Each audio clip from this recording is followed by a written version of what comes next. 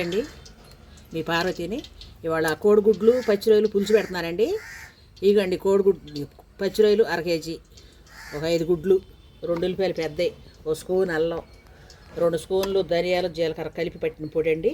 ఇదిగండి పెద్ద నిమ్మకాయ అంతా చింతపండు నానబెట్టాను. ఎలా చూపిస్తానండి. 4 స్పూన్ల నూనె పోసారండి. ఉల్లిపాయ ముక్కలు వేస్తున్నాను.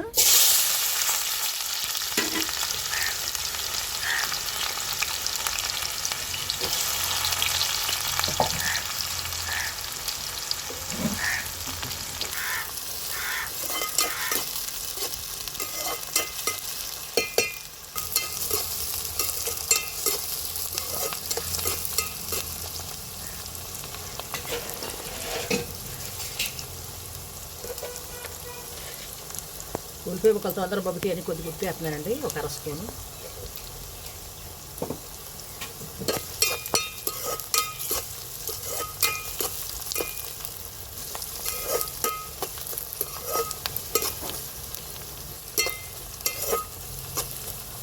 ఉల్లిపాయ ముక్కలు మగ్గినాయి కదండి, ఇక 1 స్పూన్ అల్లం వేస్తున్నాను. అల్లం పేస్ట్, అల్లం ఎల్లిపాయ పేస్ట్ 1 స్పూన్. అది వేగినాక పచ్చిమిరపకాయలు వేస్తాను.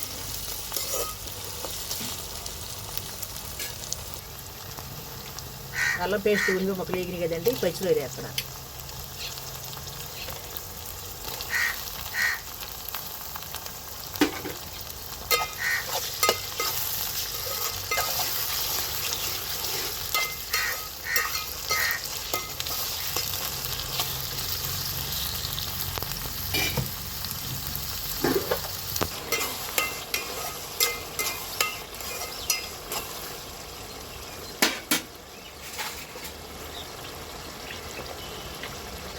ఒక 1/2 స్పూన్ పసుపు,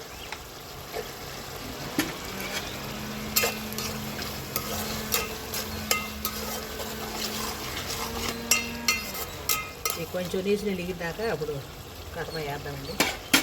కొంచెం నీసు నీళ్ళు ఎగిరాలి. ఇదండి చక్కగా నీసు నీళ్ళు ఎగిరిపోయి నూనె ఎట్లా పైకి తేలిందో ఇట్లా తేరాలి. లేకపోతే రొయ్యలు వాసన వస్తాయి కదండి, నీసు వాసన. ఇట్లా నూనెలో ఇట్లా మగ్గాలి రొయ్యలు, అప్పుడు నీసు వాసన లేకుండా బాగుంటాయి. ఇగండి కోడిగుడ్లు వేస్తున్నాను. 4 పచ్చిమిరపకాయలు,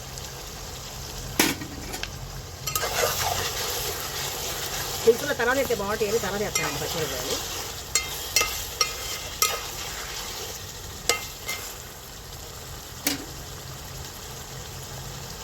కారం వేస్తున్నానండి. 3 స్పూన్లు వేసారండి కారం.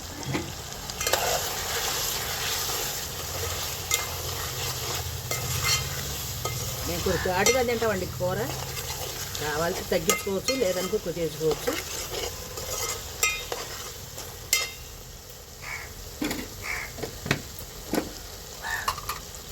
ఇక ధనియాల జీలకర్ర కలిపి పట్టిన పొడి,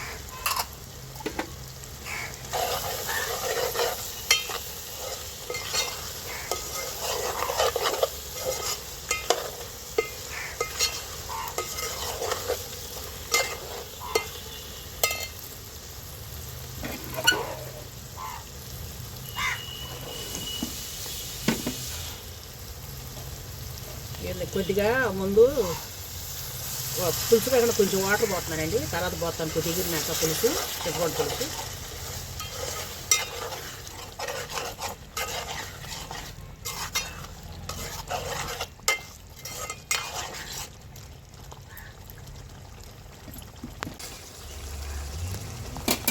ముందు వాటర్ పోసే కదండి, ఇప్పుడు చింతపండు పులుసు పోతున్నాను. చూడండి ఎంత పైకి తేలిందండి.